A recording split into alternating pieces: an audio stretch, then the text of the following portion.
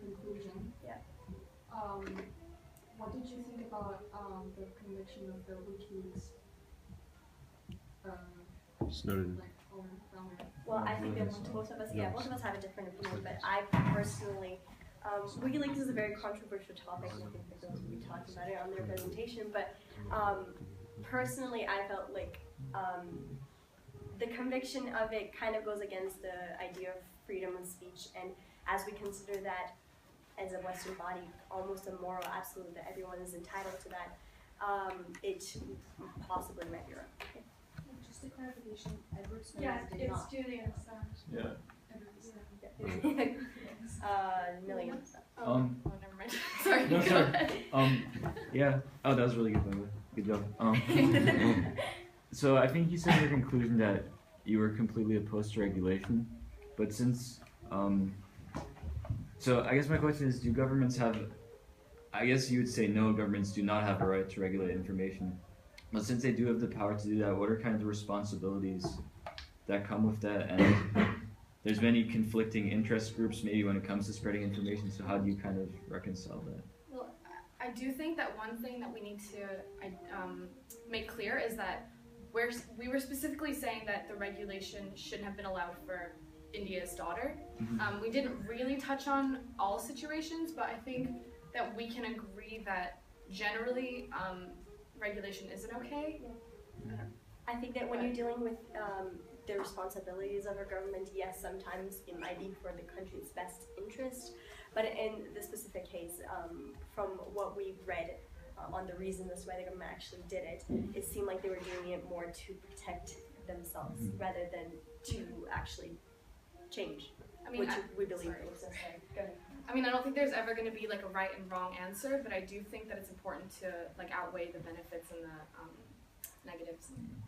Melina.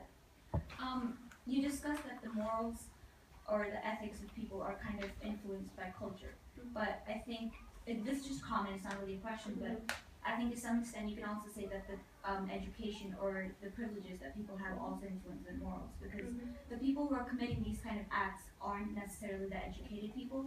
They're from the lower classes, and although the lower, like you said, believes what the convicts believe, I also do think that maybe the higher society doesn't believe in rape culture, for example. But then wouldn't the lawyers go, the example of the lawyers go against that?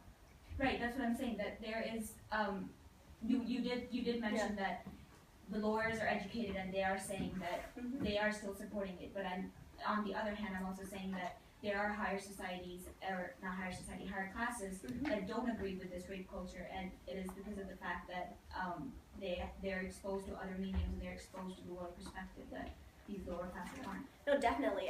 When watching the movie, I think that the mindset of Yoti's family even was very much different, and even though they were lower class, they were very, the way that they think was very modern. They thought, let's invest in our own daughter's education. Right, exactly. So obviously we're making a generalization in the sense that from what we saw in the movie, many men, and from discussions as well, there is a specific value in the Indian society, and this is, I mean, tandem.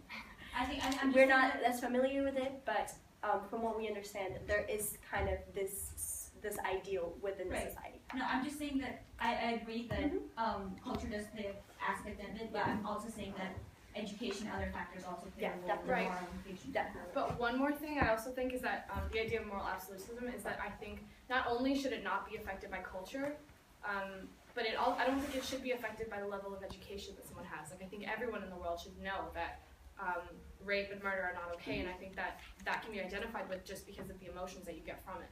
But if that were true, then wouldn't we not have rape or murder? True. Good point. Got time for 2 more questions. Yeah, Joey and Tara. Yeah, so you guys are focusing on the regulation of information. What do you think about classified information, and can the government? Honestly, I just did an extended essay on the Brazilian issue that I just talked about, and declassified documents from the American government came out about 50 years ago, and it kind of shed a new light on what actually happened.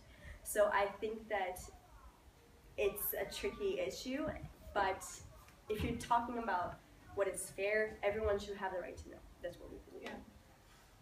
But everyone, Even if it could lead to bad, even if it could lead okay, I to. see what you mean. What we were trying to say, like in our presentation, is that there's going to be negatives with every single choice that you make, but we think that really limiting the things that people know is essentially going to totally impede development, which we really don't think is a good idea. Yes, Star?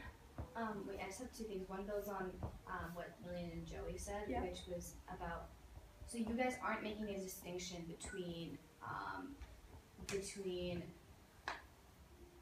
not distributing information for self-interest versus not distributing it for public interest. You're not making a distinction between that.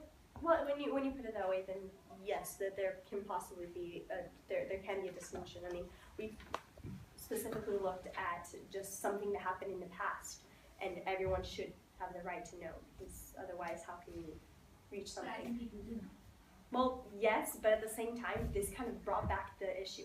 One of the lawyers that actually was in the movie, she said that this movie could reinitiate the conversation that had already started. Like, I would definitely agree that after the Mioti's rape, there was definitely some development, but if you look at the statistics, it hasn't changed that much, not as significant. Right, and we can see that because of the reaction of the government from the movie Yeah, itself. exactly. Yeah.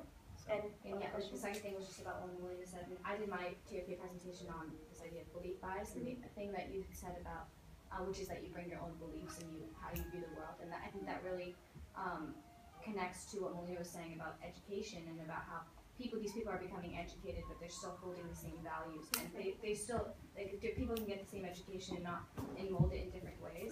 So we could attend all the same classes, but come out as totally different people with different values. And one of us might be this lawyer guy, and someone like us, the other side. And also, I think that has to do a lot with the theory of self-interest that you guys mentioned, which is that as an Indian male, it's very difficult to, growing up in that society where you're told that you're valued more than your sisters and your mothers and your daughters, whatever, that it's very difficult to see yourself from another person's perspective. So to view it as a woman because you've never related with them, I think that's a very empathy, which is what you talked about. Exactly. That's just what Bus mentioned. That I think that for anything to actually change, you need empathy. You need people to understand. Compassion. Yeah, you need to really feel what other people would feel. Joey, we talked about this in history, but you have to really put yourself in someone else's position and feel what they're gonna feel and see if you feel good about it. So yeah, definitely. And this movie definitely brought that up. I mean, that was tears at the end of it. Also, everyone here should watch it. Yeah. Already because it's incredible.